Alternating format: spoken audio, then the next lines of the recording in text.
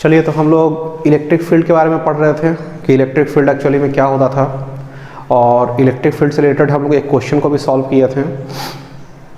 तो अब हम लोग आ जाते हैं इलेक्ट्रिक फील्ड लाइंस के बारे में। इलेक्ट्रिक फील्ड लाइंस हम लोग जान सकते हैं, लेकिन इलेक्ट्रिक फील्ड लाइंस हम लोग थोड़ा सा इलेक्ट्रिक फील्ड में भी देख चुके थे कि कोई चार्ज कैसे अपने चारों तरफ एक इलेक्ट्रिक फील्ड जनरेट करता है। तो इलेक्ट्रिक फील्ड लाइंस भी वही चीज़ है, ठीक है। वो इलेक्ट्रिक फील्ड लाइंस आपको इलेक्ट्रिक फील्ड को दिखाता है, लेकिन इस पे सिर्फ और सिर्फ एक चार्ज के द्वारा नहीं दिखाया जाएगा। मतलब एक चार्ज का अलग अलग हम तो बताएंगे कि इलेक्ट्रिक फील्ड लाइंस कैसा बनेगा, लेकिन मान लीजिए कि कम्बिनेशन ऑफ चार्ज हो, एक से अधिक जब चार्ज हो तब इलेक्ट्रिक फील्ड कैसा बनेगा, तो वो हम लोग को यहाँ पे देखने का है, ठीक है। तो चलिए आज हम लोग इलेक्ट्रिक फील्ड लाइंस को स्टार्ट करते हैं।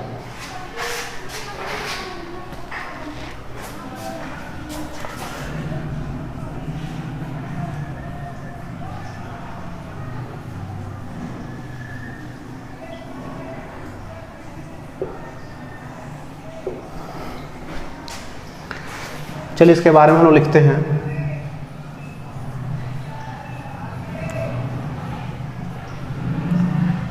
Electric field lines are the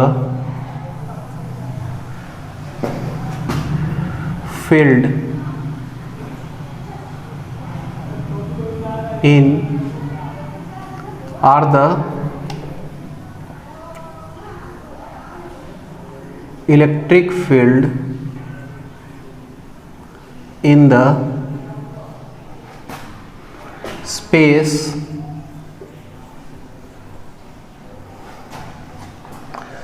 where charge particle is present। तो ये क्या कर रहा है? इलेक्ट्रिक फील्ड लाइंस क्या है? इलेक्ट्रिक फील्ड है जो कि चार्ज पार्टिकल के द्वारा किसी जगह पे क्रिएट किया जा रहा है, ठीक है। इसमें एक पॉइंट पहला इसका हो गया।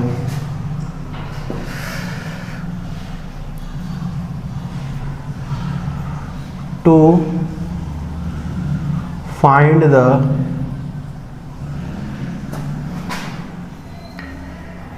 electric field, to find the electric field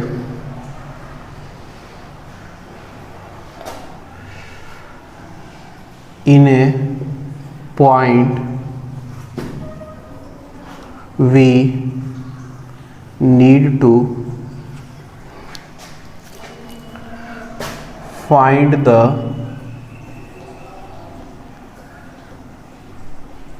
resultant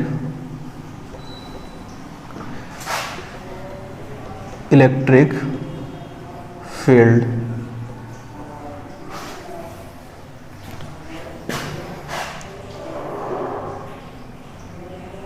resultant electric field by different charge particle, ठीक है। चलिए, तो सबसे पहले क्या करते हैं कि सबसे सिंपल से स्टार्ट करते हैं इलेक्ट्रिक फील्ड लाइंस को बनाने के लिए। इलेक्ट्रिक फील्ड लाइन में बहुत सारा पॉइंट है जिसको हम लोग समझेंगे बारी बारी से, लेकिन सबसे पहला पॉइंट से पहला सबसे सिंपल फिगर से हम लोग समझेंगे कि फिगर पहले बना लेते हैं सिंपल चार्ज पार्टिकल का, जो कि हम लोग पहले भी देख चुके हैं। जैसे देखिए, ये पॉजिटिव चार्ज है, तो पॉजिटिव चार्ज के कारण जो इलेक्ट्रिक फील्ड का लाइंस होगा वो कैसा होगा? बाहर के साइड में,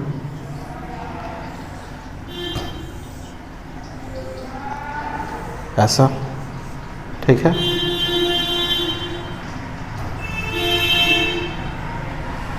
और नेगेटिव चार्ज वाला कैसा होगा? सेम ही होगा, लेकिन लाइन सब अंदर की तरफ आता रहेगा।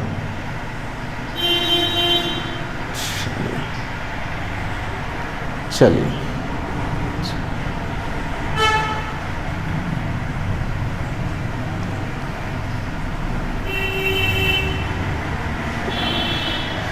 ठीक है। तो ये इलेक्ट्रिक फील्ड हुआ और ये भी इलेक्ट्रिक फील्ड हुआ। ठीक है,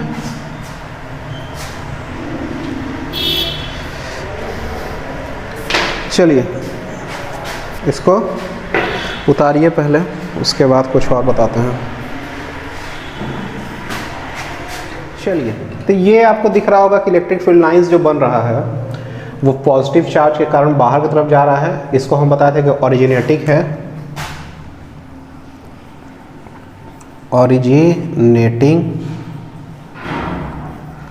जो कि ओरिजिनेट हो रहा है, मतलब ये ओरिजिन सब निकल रहा है, और ये टर्मिनेटिंग है, ये जाके सब जगह क्या कर रहा है, मिल रहा है।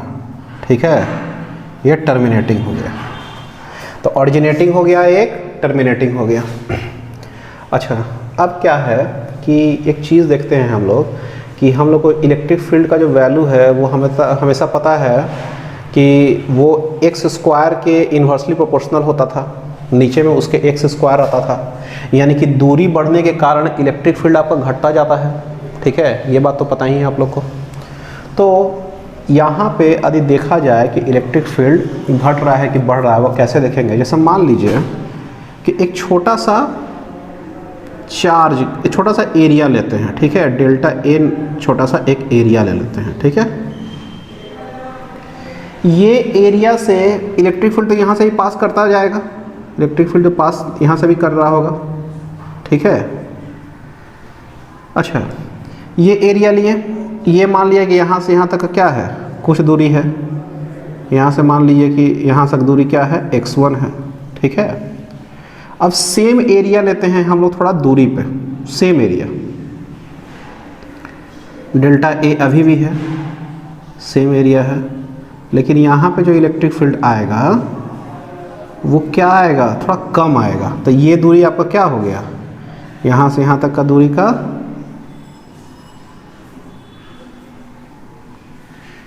x2। ठीक है, तो हम क्या देख रहे हैं, कहना क्या चाहते हैं ना हम, कि दूरी बढ़ने से इलेक्ट्रिक फील्ड का इंटेंसिटी घट रहा है। अब वो पता ऐसे चल रहा है कि यदि वही एरिया को जब हम पास में रखते हैं तो उससे ज़्यादा number of lines of electric field pass करता है, लेकिन उसी एरिया को जब थोड़ा दूर रखते हैं तो नंबर ऑफ लाइंस जो आपका है वो डिक्रीज कर जाता है। तो इसका मतलब इलेक्ट्रिक फील्ड का इंटेंसिटी दूरी बढ़ने पर क्या होगा, घटता जाएगा। और फॉर्मूला के आधार पर भी हमको पता है, E इज इक्वल टू क्या जानते हैं हम लोग, KQ बाई एक्स स्क्वायर, यही ना पढ़े हैं। तो x बढ़ेगा तो इलेक्ट्रिक फील्ड का वैल्यू क्या होगा, घटेगा, यानी कि इंटेंसिटी उसका घटता जाता है। ये बात समझ में आ रहा है। चलिए, तो इसमें हम लोग एक लाइन लिखेंगे, इस लाइन को लिखते हैं हम लोग, if we take small area delta S, delta A at 2 points in space at x1 and x2 where x2 is greater than x1। x2 क्या है, ज़्यादा दूर है, x1 from point charge plus Q। ये पॉइंट चार्ज प्लस Q से क्या है, plus Q से क्या है, x1 और x2 दो डिस्टेंस है, इसमें x1 क्या है, ग्रेटर देन, x2 क्या है, ग्रेटर देन x1 है। We see that a smaller number of lines pass through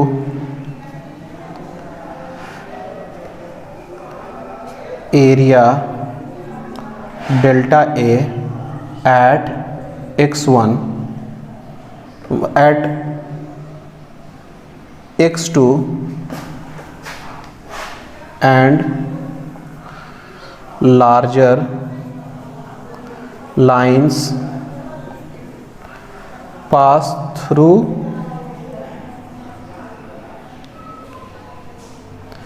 x1। हो रहा है कि नहीं हो रहा है? ठीक है। It means intensity of electric field is more at x1 than at x2।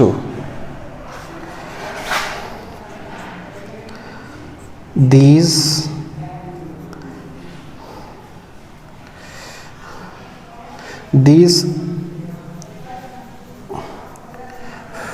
phenomenon can also be seen, ये चीज़ हम ऐसे भी देख सकते हैं, by the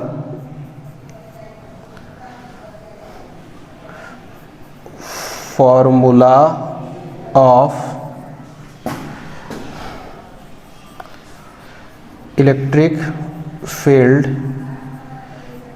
E is equal to KQ by x square, where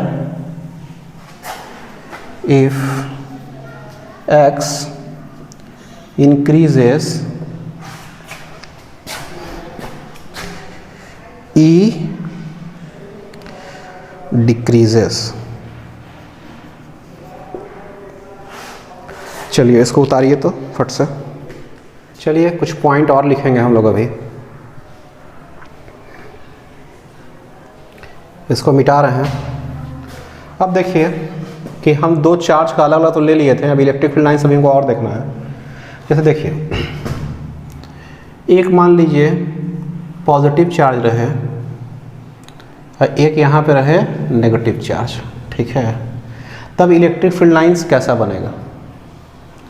देखिए इलेक्ट्रिक फील्ड लाइंस क्या है, पॉजिटिव चार्ज से तो लाइन निकलता है और नेगेटिव चार्ज से क्या होता है, जाके मिलता है। तो इलेक्ट्रिक फील्ड लाइंस जो आपका होगा वो ऐसा।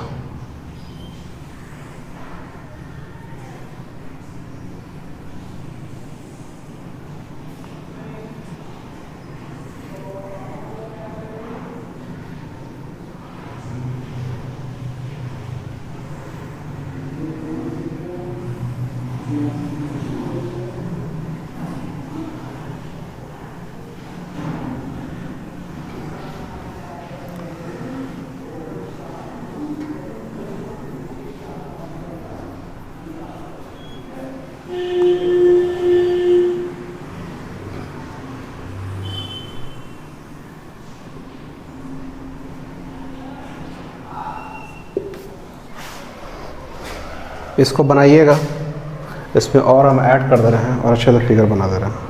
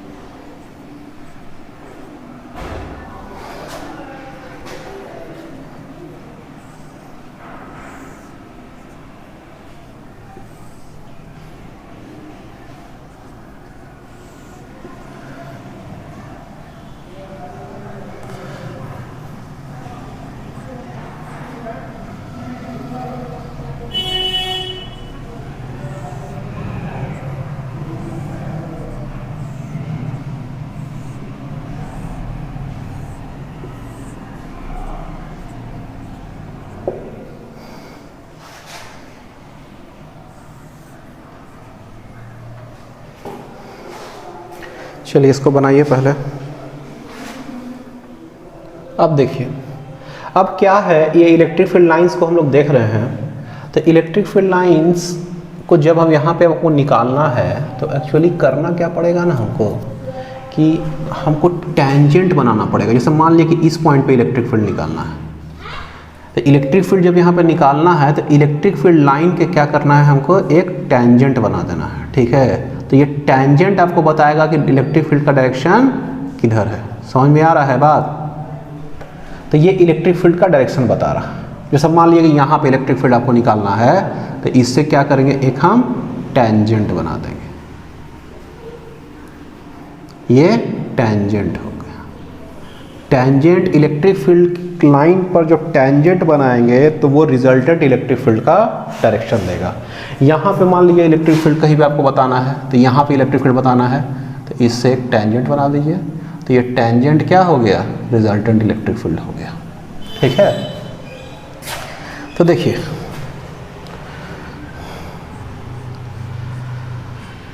To find the resultant electric field at a point,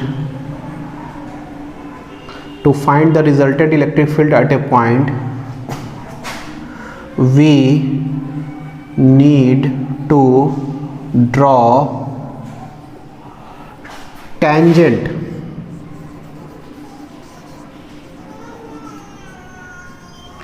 at the point of electric field lines। तो हम लोग क्या करा देंगे, टेंजेंट बना देंगे इलेक्ट्रिक फील्ड लाइंस का। देखिए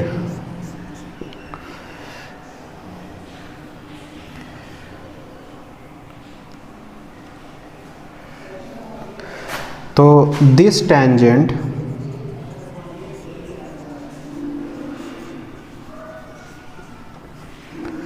will give the direction of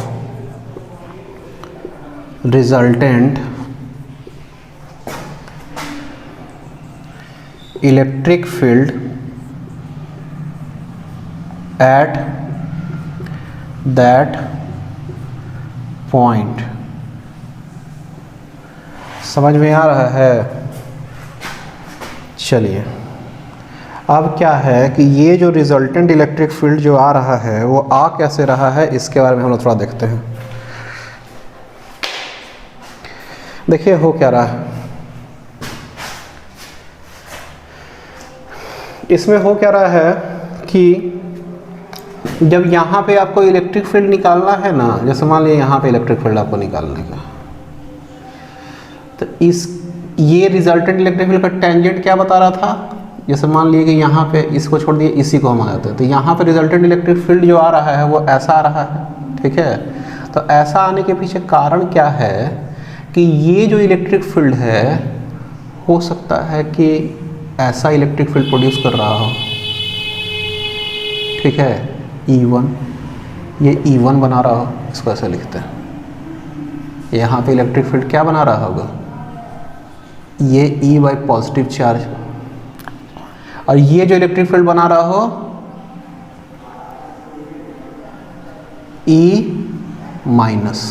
ठीक है, ये जो पॉइंट पे इसके कारण इधर जा रहा होगा और इसके कारण इधर आ रहा होगा, ये दोनों मिला के जो बना है ये रिजल्टेंट बना है। ये जो रिजल्टेंट आया है इस दोनों को मिला के आया, ई resultant.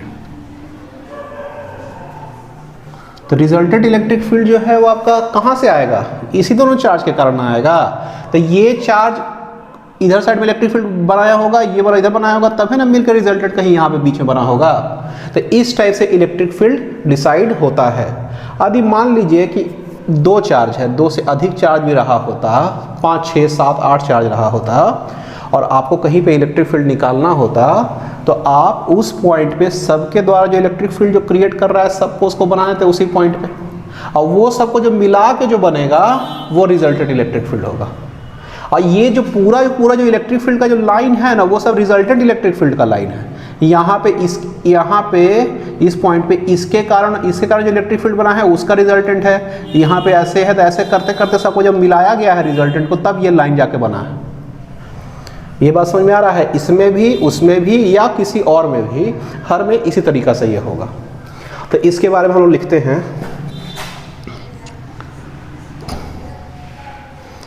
The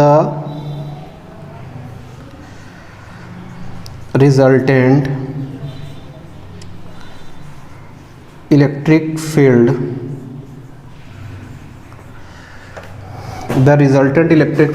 is the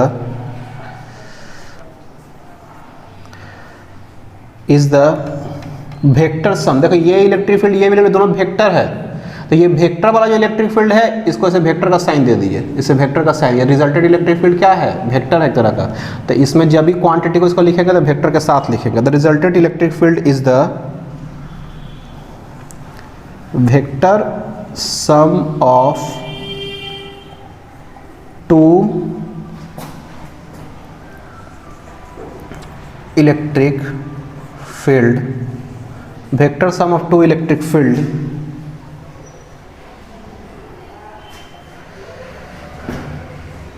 when it is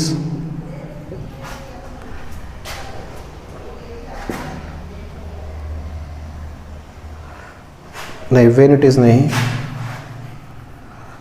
where the resultant electric with the vector sum of two electric field which is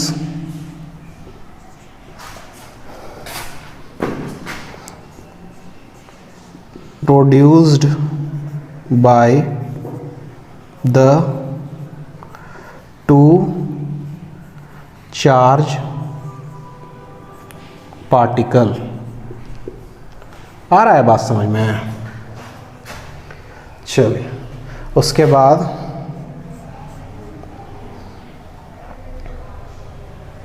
resultant electric field समझ में आ रहा है, vector sum of two electric field which is produced by the two charge particle. Resultant electric field जो आपका हो गया, if there are more than two charge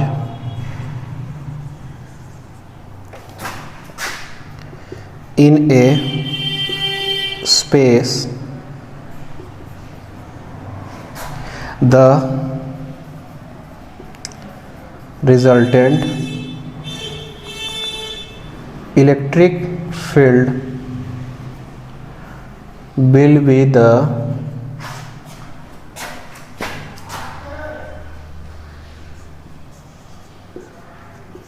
vector sum of all the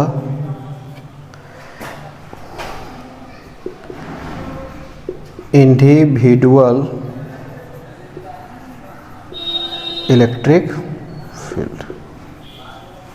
आ रहा है बात समझ में? चलिए एक लाइन इसमें और लिखना था, एक लाइन इस पे और लिखेंगे, पहले इसको उतारिए तब तक एक और लाइन और लिखते हैं। The electric field line is the line of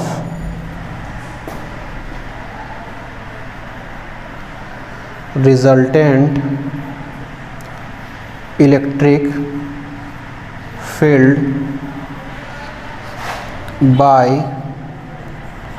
all the charge particle। आ रहा है बात समझ में? चलिए इसको उतारिए तो फट से। चलिए तो स्टार्ट करते हैं। अभी हम इलेक्ट्रिक फील्ड से एक तो question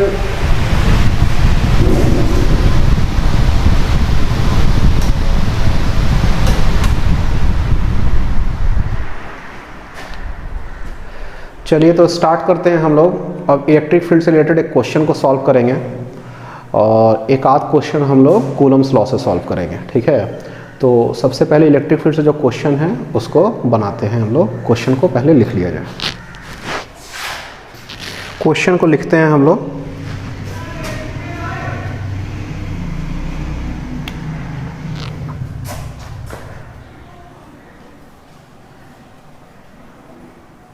Three charges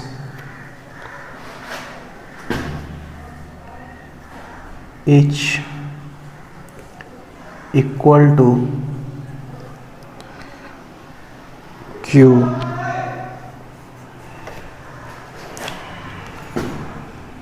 are placed at the three corner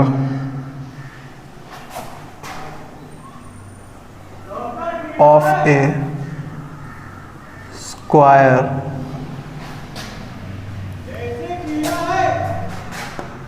of side A. Find the electric field at the fourth corner, ठीक है। 3 पॉइंट पे स्क्वायर का 3 चार्ज रखा हुआ है, सबका वैल्यू सेम है प्लस Q। तो इलेक्ट्रिक फील्ड बताना है आपको चौथे वाले पॉइंट पर क्या बनेगा, ठीक है। ये स्क्वायर हो गया A B C Q Q Q Q, ठीक है। इसको Q यहाँ रखना चाहता है। चलिए अब क्या करने का है, ये हो गया D, ठीक है। तो साइड सबका दिया हुआ है A, ठीक है, इसमें तो कोई दिक्कत का बात नहीं है। इलेक्ट्रिक फील्ड निकालना है आपको D पॉइंट पर, वहाँ पे इलेक्ट्रिक फील्ड क्या बनेगा ये बताना है आपको। एक बार क्वेश्चन को देखिए और समझिए कैसे बढ़ सकते हैं इसमें।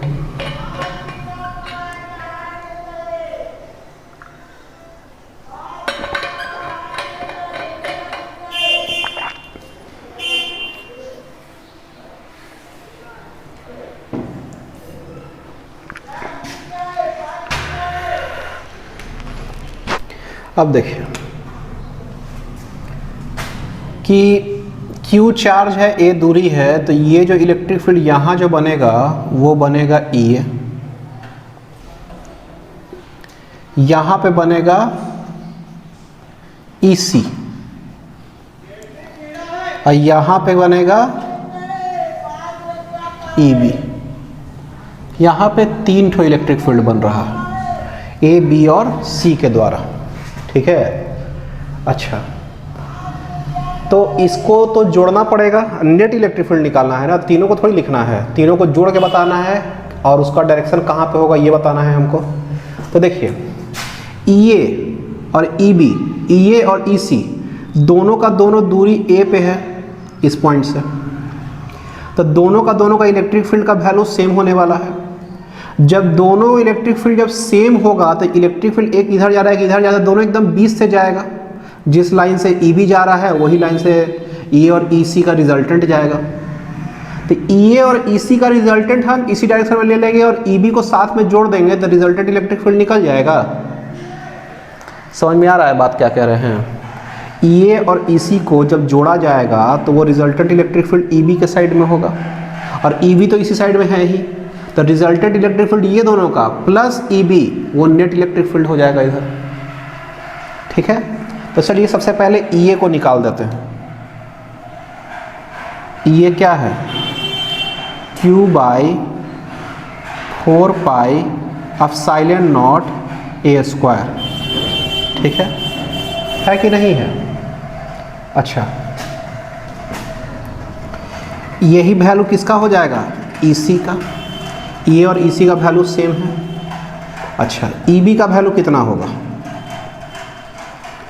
Q बाई 4 पाई एप्सिलॉन, और यहाँ से यहाँ तक का दूरी, यहाँ से यहाँ तक का दूरी कितना होगा? A स्क्वायर और ये A स्क्वायर, तो रूट अंडर 2A, तो रूट अंडर 2A का स्क्वायर, तो ये क्या हो जाएगा? 2A square Q by 4 pi epsilon nought A square into 2, यानी कि इसको 2 से मल्टीप्लाई कर देते हैं। चलिए, ये बात समझ में आ रहा है। अब क्या करिए, EA और EC का क्या करते हैं? सबसे पहले हम लोग रिजल्टेंट निकालते हैं। ठीक है, रिजल्टेंट निकालेंगे तो क्या होगा? EA और EC का resultant, resultant of EA and EC, तो ये हो जाएगा E is equal to root under EA square plus EC square plus 2 into EA EC, और दोनों के बीच का एंगल, कितना है? 90 डिग्री। और cos 90 का वैल्यू क्या होता है? 0, तो ये 0 हो गया कट के, तो रूट अंडर क्या आया? EA square plus EC square. EA square क्या होगा? और EA स्क्वायर और EC स्क्वायर का वैल्यू सेम है, तो EA square plus EA square इसको लिख सकते हैं, तो 2EA स्क्वायर हो जाएगा, तो 2EA स्क्वायर हो जाएगा, इसको लिख देते हैं। चलिए, 2EA स्क्वायर हो गया, तो EA बाहर निकल जाएगा और ये अंदर रूट 2, यानी कि रूट 2EA, रूट 2, और EA का वैल्यू कितना है? Q by 4 pi epsilon nought A square. ये बात समझ में आ रहा है। और EB का वैल्यू इतना है। अब क्या करेंगे? Resultant of EA, EB and EC क्या होगा? ये वाला पहले root 2Q by 4 pi epsilon nought A square plus Q by 4 pi epsilon nought A square गुना 2, यही ना होगा? तो इसको क्या करेंगे? Q by 4 pi epsilon nought A square root 2 plus 1 by 2, 2 root 2 plus 1 by 2, तो ये क्या हो जाएगा? Q बाई, ये 2 इधर हो मल्टीप्लाई हुआ 8 पाई एप्सिलॉन नॉट A स्क्वायर, तो 2 रूट 2 प्लस 1, ये हो जाएगा इसका आंसर। चलिए, इसको उतारिए। एक क्वेश्चन लिखते हैं, कूलम्ब से रिलेटेड है। 3 equal charges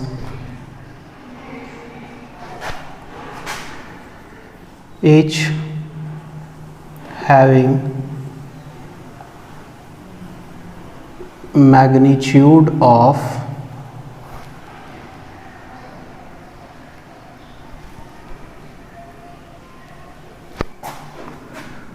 2 into 10 to the power 6 coulomb are placed at the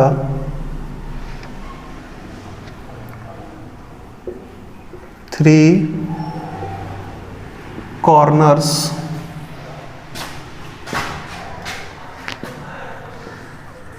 of a right angle triangle.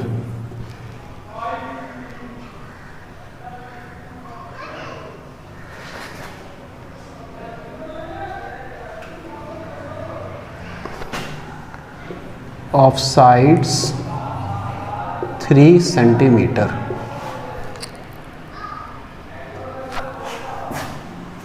(4 centimeter and 5 centimeter).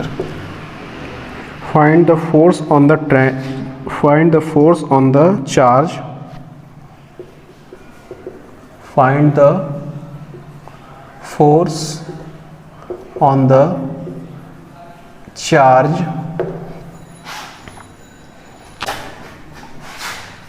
at the right angle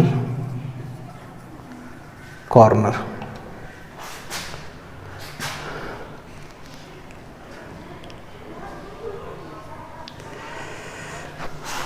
triangle है ऐसा,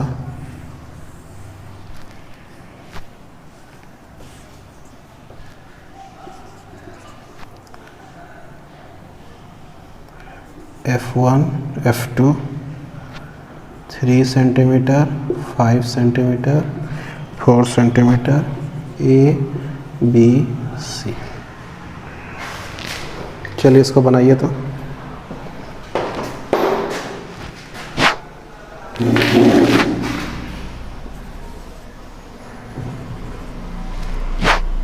इस पॉइंट पे निकालना है इलेक्ट्रिक फील्ड, फोर्स निकालना है आपको, ठीक है।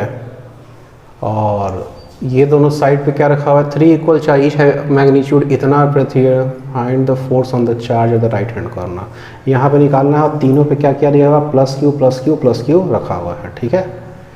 तो चलिए देखते हैं इस पे बी के द्वारा क्या फोर्स लगेगा और सी के द्वारा क्या फोर्स लगेगा। तो पहले एफ बी निकालते हैं, ठीक है। एफ बी जब निकालेंगे, एफ बी निकालेंगे तो क्या होगा,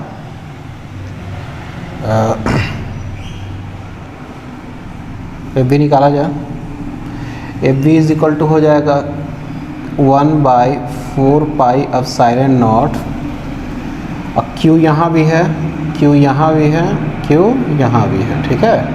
तो क्या होगा, Q इंटू Q यानी Q स्क्वायर बाई यहाँ से यहाँ तक का दूरी, यानी कि 4 इंटू 10 टू द पावर -2 का स्क्वायर, ठीक है। अच्छा, उसी तरह से एफ सी का क्या होगा, 1/4 पाई एप्सिलॉन नॉट, और ये क्या होगा, Q square by 3 into 10 to the power -2 का स्क्वायर, ठीक है। ये रिजल्टेंट इलेक्ट्रिक फील्ड निकालने के लिए पहले एफ बी और एफ सी निकाल देंगे हम। तो एफ बी और एस सी निकाल दिए हम लोग, तो हम लोग अब क्या करते हैं कि इसका रिजल्टेंट इलेक्ट्रिक फील्ड हमको निकालने का है। तो रिजल्टेंट इलेक्ट्रिक फील्ड जब निकालना है तो हम लोग क्या करेंगे, रिजल्टेंट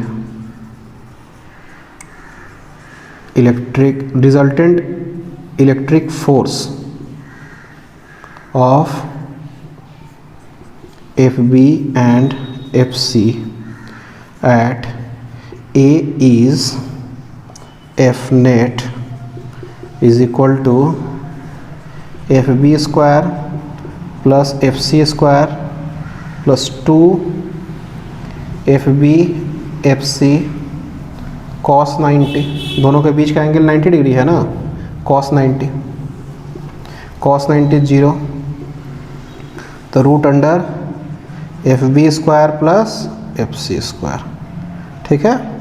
अच्छा, एफ बी स्क्वायर इसका करेंगे पूरा, तो करिए इसको पूरा, इसको करेंगे तो 1/4 पाई एप्सिलॉन नॉट का स्क्वायर। अच्छा, इसका जब पूरा स्क्वायर करेंगे तो क्या होगा, चलो देखते हैं, 1/4 pi epsilon naught Q square by 4 into 10 to the power -2 का पावर 4, और इसका भी पावर 4 और इसका स्क्वायर। उसी तरह से इसका भी 1/4 पाई एप्सिलॉन नॉट का square into Q to the power 4 by 3 into 10 to the power -2 का पावर 4, ठीक है। यहाँ तक समझ में आ रहा है। अच्छा ठीक है, चलिए इसको बाहर निकाला जाए। तो 1/4 पाई एप्सिलॉन नॉट तो बाहर, 1/4 पाई एप्सिलॉन नॉट बाहर निकल जाएगा, काहे कि उसका स्क्वायर है। अच्छा, Q टू द 4 है तो Q स्क्वायर भी बाहर निकलेगा। अच्छा, नीचे और क्या बाहर निकलेगा, 10 टू द पावर -2 का 4 है ना, तो 10 टू द पावर -2 का स्क्वायर बाहर आ जाएगा, 10 टू द पावर -2 का स्क्वायर। ठीक है, इतना तो आ गया। अंदर क्या बच जाएगा, 1/16, 1/4 to the power 4 plus 1/3 to the power 4। ठीक है, यहाँ तक समझ में आ रहा है?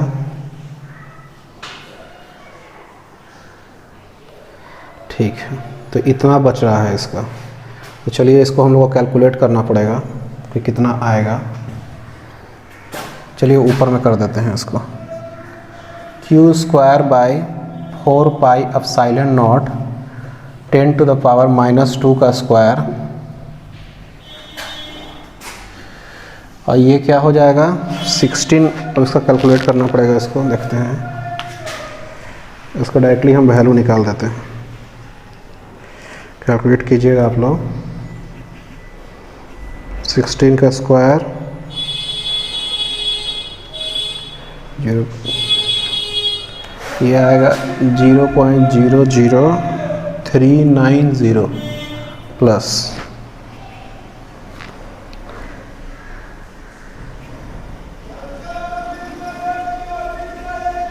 ये आ गया प्लस 0.01234 प्लस 0.00,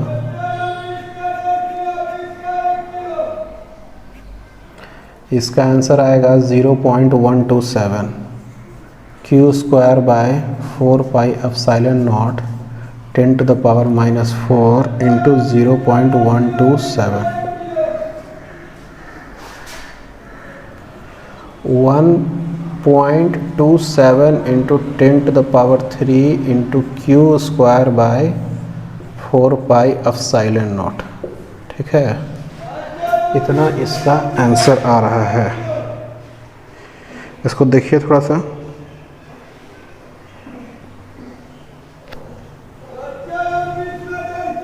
अच्छा Q और इसका भी सबका वैल्यू दिया हुआ है, तब वैल्यू सबका डालते हैं। 1.27 इंटू 10 टू पावर 3, Q का वैल्यू कितना दिया हुआ है 2 इंटू 10 टू पावर 6 का स्क्वायर बाई, अच्छा ये इतना है तो इसका वैल्यू कितना होता है 9 इंटू 10 टू द पावर 9, यही ना होगा। तो चलिए इसका कैलकुलेट करते हैं हम लोग। 1.27 गुना 4 गुना 9, 45.72,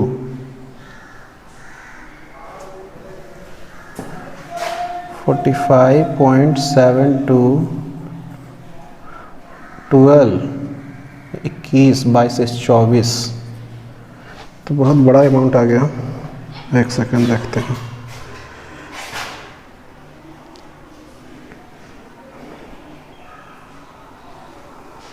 चलिए कहीं पे देख लेते हैं, कहीं भी गड़बड़ नहीं ना हुआ है। q² तो बाहर निकल गया, b² plus fc², 2 into 10 to the power 6,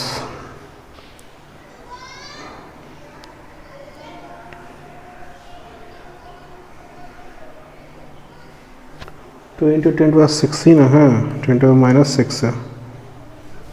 ओहो, ये क्वेश्चन जो है 10 टू द पावर -6 है। ठीक है, तो 10 टू द पावर -6 है, तो यहाँ पे -6 डालिए, तो ये क्या हो जाएगा -12 प्लस 9 प्लस 3, तो क्या आ जाएगा 45.72, यानी कि लगभग 45.8 न्यूटन। ये आपका आंसर आ गया। ठीक है,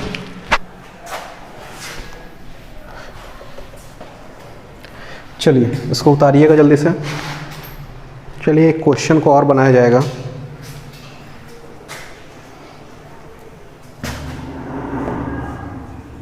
Two particles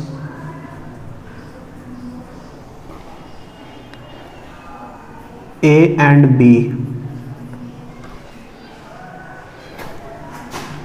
having charges 8 into 10 to the power minus 6 coulomb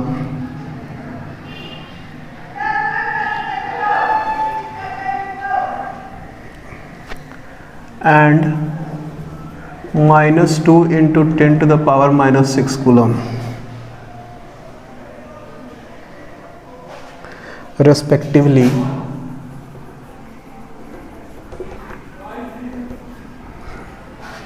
are held fixed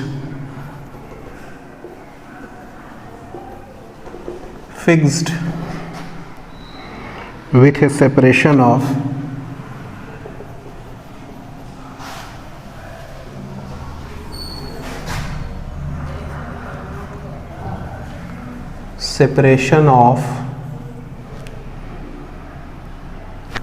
बीस centimetre.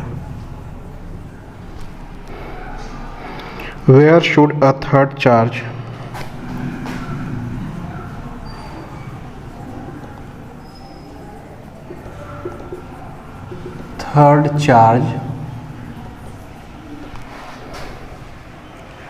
particle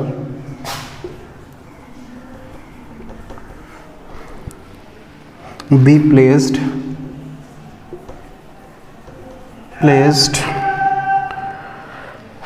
so that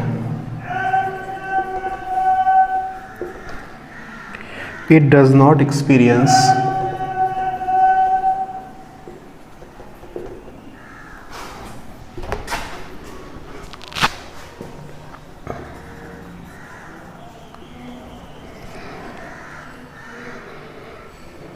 a net electric force.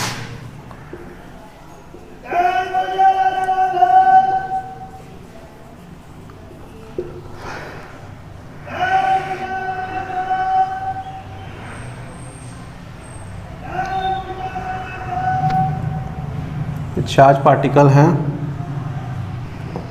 ए सी, बीच का दूरी कितना है टोटल?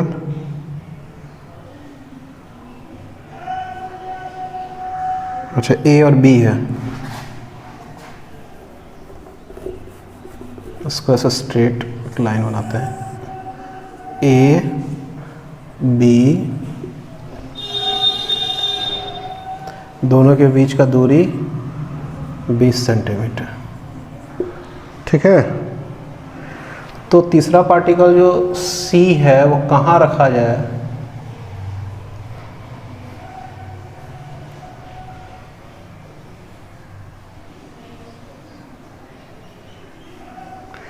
कि जहाँ पे नेट इलेक्ट्रिक फोर्स इसका क्या हो जाए? 0 हो जाए. तो इसको देखिए और इसको ट्राई कीजिए एक बार, उसके बाद आपको बताते हैं कैसे बनेगा. देखिए, एक चार्ज को हम यहाँ रखे हुए हैं 8 into 10 to the power minus 6 coulomb. दूसरा चार्ज को -2 into 10 to the power minus 6 coulomb. कहाँ पे रखे तीसरा चार्ज को कि उस पर नेट फोर्स 0 हो जाए. ठीक है. अच्छा, एक चीज़ ये देखिए कि मान लीजिए कि किसी चार्ज को हम यहाँ कहीं पे रखते हैं. ठीक है. तो यहाँ पे रखेंगे तो ये क्या करेगा कि इसको यहाँ पे कहीं पे मान लीजिए इस पॉइंट पे कहीं पे रखते हैं, इस पॉइंट पे कहीं पे रखते हैं, तो पॉजिटिव चार्ज को मान लीजिए यहाँ रखते हैं, तो पॉजिटिव चार्ज क्या करेगा? इसको रिपल्सन करेगा कि नहीं करेगा? मान लीजिए क्यू चार्ज है तो ये इसको क्या करेगा? रिपल्सन करेगा. और ये पॉजिटिव और नेगेटिव अट्रैक्ट करेगा तो सब फोर्स इधर ही आ जाएगा. तो इस पे जो नेट फोर्स किधर आ जाएगा? पूरा इधर ही आ जाएगा. तो यहाँ तो रहने का बात नहीं है, यहाँ पे भी रहने का बात नहीं है, कि ये भी फोर्स इधर ही ढकेलेगा इसको और ये भी फोर्स को अट्रैक्ट करेगा. तो नेट फोर्स हमेशा पॉजिटिव चार्ज पे इधर ही आ जाएगा. नेगेटिव चार्ज मान लीजिए यहाँ पर रख देते हैं, तो नेगेटिव चार्ज क्या करेगा? इसको अट्रैक्ट करेगा और नेगेटिव में रिपेल करेगा तो ये भी इधर आ जाएगा. तो यदि नेगेटिव चार्ज रखेंगे तो वो इधर बढ़ जाएगा और पॉजिटिव चार्ज कहीं पर भी यहाँ पर रखेंगे तो इधर बढ़ जाएगा. तो यहाँ पर तो चार्ज रखने का कोई संभावना है ही नहीं बीच में, ए बी में. ठीक है.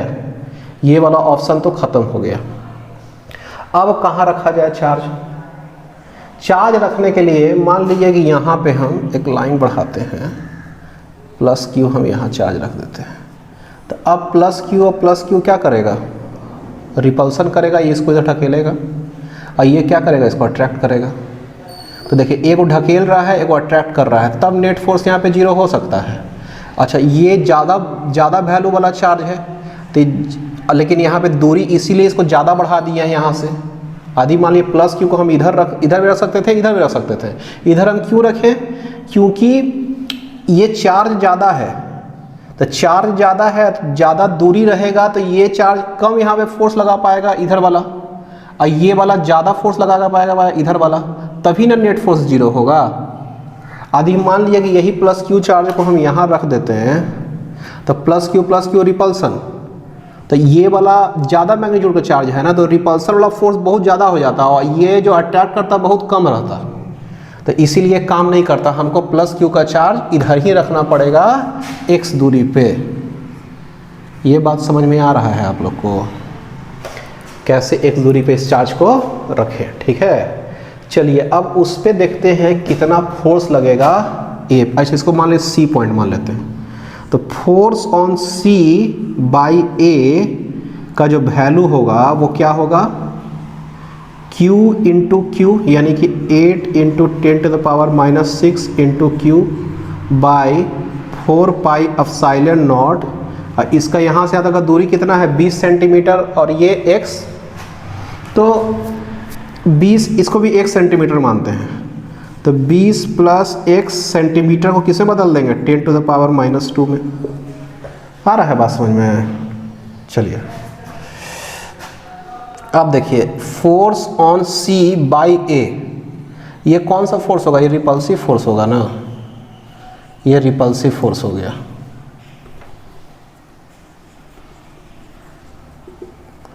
और ये force on C by B जो हो जाएगा वो क्या हो जाएगा 2 into 10⁻⁻6 into Q by 4 pi epsilon naught, और दूरी कितना x इंटू 10⁻⁻2 का स्क्वायर, ठीक है ना। समझ में आ रहा होगा आप लोगों को। x इंटू 10⁻⁻2, इसमें क्या कर दिए हम लोग 20 प्लस x लिए ना, और इंटू 10⁻�2, तो ये दूरी लिए, तो इसका स्क्वायर करना पड़ेगा ना। ये सेंटीमीटर था पूरा, तो उसको मीटर में बदलें, 10⁻2 करके उसका पूरा स्क्वायर किए, तो इसका ही पूरा स्क्वायर करेंगे, ठीक है। चलिए तो इस ये कौन सा फोर्स हो गया, अट्रैक्टिव हो गया। For net force on C should be 0। इसके लिए force on C by A is equal to force on C by B। ये क्या हो जाएगा 8 into 10⁻6 into Q by 4 pi epsilon naught, ये 20 प्लस x इंटू 10⁻2 का square is equal to 2 into 10⁻6 into Q by 4 pi epsilon naught x into 10⁻2 का square. 10⁻6 into Q 10⁻6 into Q 2 4 जा 8, ये भी घट गया पूरा, ठीक है। तो अब क्या आ गया जी इसका, अब देखते हैं इसमें, ये वाला इससे मल्टीप्लाई हो जाएगा, यानी कि 4, और ये क्या है x इंटू 10⁻2 का स्क्वायर, और ये क्या होगा 20 प्लस x इंटू 10⁻2 का स्क्वायर, ठीक है। अंदर इसको कर देते हैं तो ये 2 हो जाएगा ना, तो 2x इंटू 10⁻2 का स्क्वायर, और ये 20 प्लस x इंटू 10⁻2 का स्क्वायर, स्क्वायर हट गया, ठीक है। अब ये 2x into 10⁻2 is equal to 20 plus x into 10⁻2, ये भी हट गया, तो 2x बराबर 20 प्लस x, तो x बराबर कितना आ गया 20 सेंटीमीटर, यानी कि x बराबर कितना आ रहा है आपका 20 सेंटीमीटर आ रहा है, ठीक है। ठीक है चलिए इसको उतारिए तो जल्दी से।